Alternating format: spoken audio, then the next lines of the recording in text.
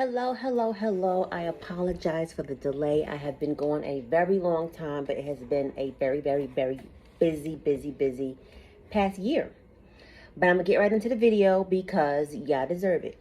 So my review on Carnival Celebration. I went on Carnival Celebration November 5th through November 10th, 2023 for me and my husband's 23rd wedding anniversary. We try to go away every anniversary. We cruised out of Miami. I booked this cruise July of 2022. I like to book out. I'm a Virgo. I'm a planner. I can't handle like last minute stuff. I can't. So I'm going to go through it quickly. I'm not going to show pictures because there are a million pictures. You know what the ship looks like. You know what it is. People have, the recordings, the views, the rooms. It's all the same. So I don't want to waste your time. But I can answer any questions and I'll give you my overview of the Carnival Celebration. We flew in the day before because, as you know, flights are crazy with cancellations, delays, and it just doesn't work anymore to fly in the day of. And if you fly in the day of, Godspeed, because there have been so many issues of late flights, canceled flights, and you are risking it. We used to always take the first flight out from Virginia. We'd be over in Miami by 10:30, the latest, and we'd be good to go. Now, I hate that I have to go in the day before and sometimes the day after because flights are astronomical. Before COVID, we would spend $300, maybe $400 round trip for me and my husband, economy plus, to go down to Miami or Fort Lauderdale to save, money, because Miami is always going to be expensive because they know cruising people and they can jack the prices up. Now, I was looking for flights up until the month before, and I usually am not that late because, again, I'm a Virgo. I can't take it. Flights for economy were $1,700 for both of us, which is insanity for Miami and Fort Lauderdale. Fort Lauderdale was a little bit more, and I'm like, what the hell is going on? But we know the pilots, the flight attendants, they can't get people to work. The planes be having issues, so and I was gonna splurge because it's the anniversary. Let's go first class, and my husband just does better in first class. I'm gonna look at the price because I have a folder for everything when I cruise out, and I ended up booking one way at a time just because it was just ridiculous. So going first class, and I had flight credit, so I was stuck to United. I couldn't do anything different. I had no choice because I was gonna lose the credit at the end of the year. $630. One way to Miami, first class. I thought that was a good deal. I had $900, I think it was, in credit, but we used it. So, we're done. And we got on the flight the day before, Saturday the 4th, and we stayed at the Marriott at Biscayne Bay, which was literally 10 minutes away, if that, and it was given traffic. And then the flight coming home, I booked that like the month before, again, a lot. I had to book that flight for Monday because Sunday's rates were $1,900, $2,000. We can't do layovers because layovers are just not good. And the first flight was, of course, dirt cheap, but there's no guarantee the boat will come in on time. People, please understand, there's never a time where you can guarantee the boat will be back at 6 or 7 a.m. because you just don't know what could happen. A sick passenger, the port, weather, you don't know. So you're taking a risk of booking it the first thing, walking your luggage off, getting off, getting an Uber, getting to the airport, getting through security. It's a lot of changes. Some people make it, some people don't. I can't be that person. So going home, we left on that Monday because Sunday's flights were ridiculous from Fort Lauderdale and Miami. I even looked at Palm Beach. That was ridiculous. $860 to go back home. One way, first class. Again, astronomical. So what did I pay? About almost $2,000 for airfare, just about. What you want me to do? What you want me to do? Like, and even economy, I think economy was like $750. So I saved $169, but I still had to pay for a hotel for that Sunday, which was like, I get it. Okay, so I was going 9 days. But anyway, so I booked it, like I said, I booked a trip July of 2022, and I'm looking at everything that I had, and it was a amazing deal. $493.72, 2 people, balcony to be assigned. I always get nervous, but then I learned the secret. The secret is, come here. You get the to be assigned. Yeah, you may be right above the boat, or you could be like in between with the boat at the top, and you're like right in the middle, and then it's at the lower level. It ain't that serious. It ain't that serious. It ain't that bad. Nothing is dripping on you. It's not that serious. However, if you call, they're supposed to assign your cabin 45 days before the sailing. If you get a nice person, you talk them up, you thought they're a nice person, they'll give you the room you want. Just saying. I've done it twice. Just saying. And we were booked on level 5 because I just became a fan of cove balconies. I always did 7 and above. I'm like, don't put me down there with the people. I want to be on 7 or above. 6 is you're pushing it. But I did 5. We love the cove balconies. Close to the water. You feel a good breeze. Love it down there. And it's not that bad. So we stayed at the Marriott Biscayne Bay. We got up in the morning. Our arrival time was 11:30. We are gold members. The next cruise will be platinum. So we left the hotel, got an Uber over. I think it was like $18 from the hotel. The boat is huge, huge, huge. I believe it's the Jubilee, the Celebration, and that's the category. They're about the same in size. So we went through the terminal. There was no delays, no waiting. We got on. I always go and check the bar to see if our room was ready or not. It was. So we went to our room. We chilled out for a little bit. We got something to eat after a while. The boat is hot when you first get on. A lot of people were like, oh my gosh, it's so hot. It's so hot. The AC isn't working. It's working, but you have to remember when it is at the port, it's in Miami, number 1. Number 2, all the doors are open because people are doing the muster station, people are boarding, and it's just hot air coming in. The air can't cool it down. That's the reason it's hot. It's not hot because the air isn't working. It's working, but it's going against the grain. So it's hot initially. You go to your room, you have that little situation going on where the air is on, but it's not going to be on until the boat pulls off. It did its job. So, and I always carry a portable fan. Do I have it up here? I don't have it up here. It's a small round fan from Amazon. It's the size of my head. Okay, so here it is. And you can extend it. The fan did its job. We took a nap. We sailed off and it was fine. The ship cooled down. All the areas were great. We went to Shaq's Big Chicken because I kept hearing how good it was. It was okay. Like, it wasn't Chick-fil-A. But it worked. So Shaq's Big Chicken is seasoned chicken tenders. They have a sandwich. They have the accoutrement on the side. And the fries are they're flat steak fries is how I'm gonna describe them.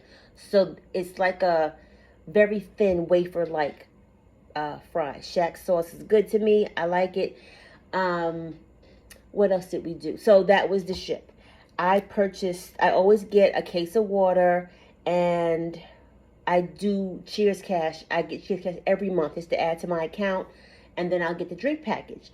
And my wonderful bosses at my job would give me gift cards, so I accumulated that up because the drink package, it hurts on the inside to pay. Oh my God. However, with this size ship, if you are a drinker, you need to get the alcohol package. There are so many bars on the ship, so many new drinks to try, and you don't feel bad about it.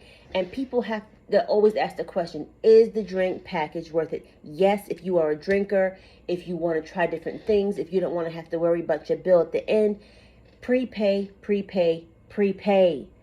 So the calculations are as such. The drink package before the gratuity is automatically added is $839.30. So if you do let's say $840 divided by 2 people is $420 for 7 days. You divide that by 7 days, it's $60 a day. $60 because that's right, because they say $59.95, but $60 per day. One drink is $13 to $14, not including a tip. So if you have 3 drinks a day, there it is. And again, it's coffee, soda, tea, juice. It's not for the fresh juice to try to get you on at breakfast, but it pays for itself. It just hurts to pay for it up front. It hurts. When you add the gratuity, it comes to $990. The gratuity is $151. Let me just make sure I want to say it right. Yes. So the subtotal was $839.30. Gratuity is $151.08 with a total of $990.38. You can use it in Miami as soon as you get on the ship. I feel like it may have been a couple cents or dollars because of tax purposes, but it wasn't crazy. It wasn't the thing like, oh my God, I'm not paying that because yada yada boom cat. No, just deal with it. My husband drinks coffee, so it helped with coffee, milkshakes. The Latitudes bar is in the middle of the ship, kind of, sort of, and they have that drink with the bubble, and you pop it. I ain't like it, but it was pretty, so I tried it. Did I feel bad? No, because I paid all this damn money. You can get bottles of water. You can get soda. Here's what I found out. So when we drank all the water that I pre-purchased, you can get bottles of water and soda from the bars, certain bars, but they will not give you an alcoholic beverage and a soda at the same time. I don't understand it. You got to wait the 5 minutes and then you ask for it and they'll give it to you. They'll give you water. I don't understand it. I don't ask the questions no more. Okay. Pre-book any dinners that you want at the specialty restaurants because they book fast. And then the day when you're on the boat, you can go and check and see if anything has opened up. We did not try any of the specialty restaurants. We were going to do our anniversary dinner at the steakhouse. That was booked, and I tried to book it months before, and it was booked way out. So we couldn't do that. Let me see, what else did we do? The 7 days to the Eastern Caribbean was the DR, Amber Cove, St. Thomas, and Puerto Rico. I love Puerto Rico. I've been there twice. St. Thomas, the port is... The biggest thing people were doing was the sky lift up to the top of the mountain. I just walked in town, and the town, like, they had a rainbow. They had, okay, I went to the grocery store because I like seeing what people do on a daily basis.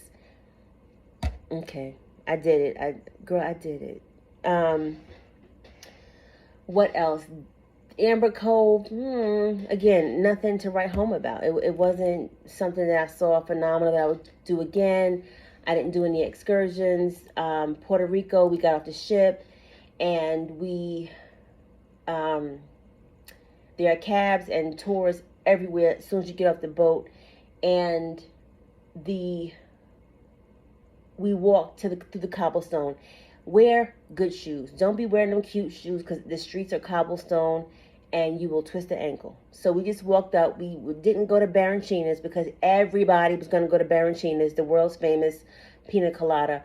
We walked up a couple blocks, turned left, and found Raices, Raices, I believe it's, yes. And very small, good AC. We had fish tacos. My husband had fish tacos and something else he ended up, chicharron. Fried pork is good, don't worry about it.